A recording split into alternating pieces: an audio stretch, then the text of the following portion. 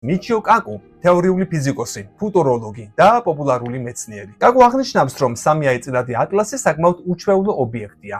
ის შესაძლოა დაახლოებით 7 მილიარდი წლის იყოს, რაც ბევრად მეტია ვიდრე ჩვეულებრივი კომეტების ასაკი.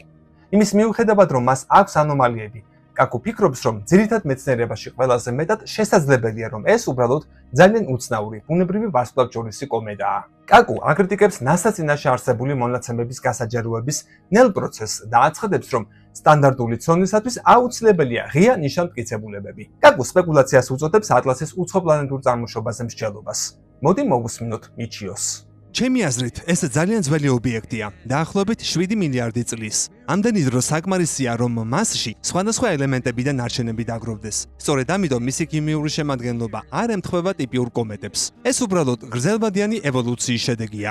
რაც შეეხება იმას, რომ NASA არ აქვეყნებს ახალ სურათებს, ეს სულაც არ არის სახელმწიფო საიდუმლო. ეს უბრალოდ სურათებია და NASA შატდაუნს განიცდის. ინფორმაციის დამალვა მხოლოდ უფრო მეტ სპეკულაციას იწვევს და საბოლოოდ უკვე ეფექტს ახდენს. რამდენად რეალურია, რომ საქმე უცხოპლანეტურ ობიექტთან გვაქვს. შანსი ნულოვანი არაა, მაგრამ ძალიან მცირეა. იგი გამოიყურება და იქცევა როგორც ჩვეულებრივი კომეტა, რამდენიმე უცნაური გამონაკლისით. ამიტომ ამ ეტაპზე პანიკის საფუძველი არ გვაქვს.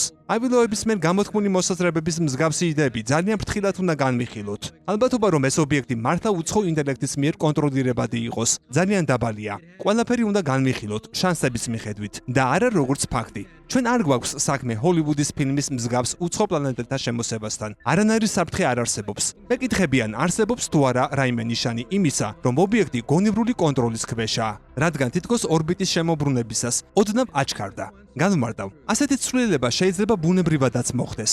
მაგალითად, თუ ობიექტის ნაწილი მოიშალა, ეს არ ნიშნავს, რომ ვიღაც მართავს მას.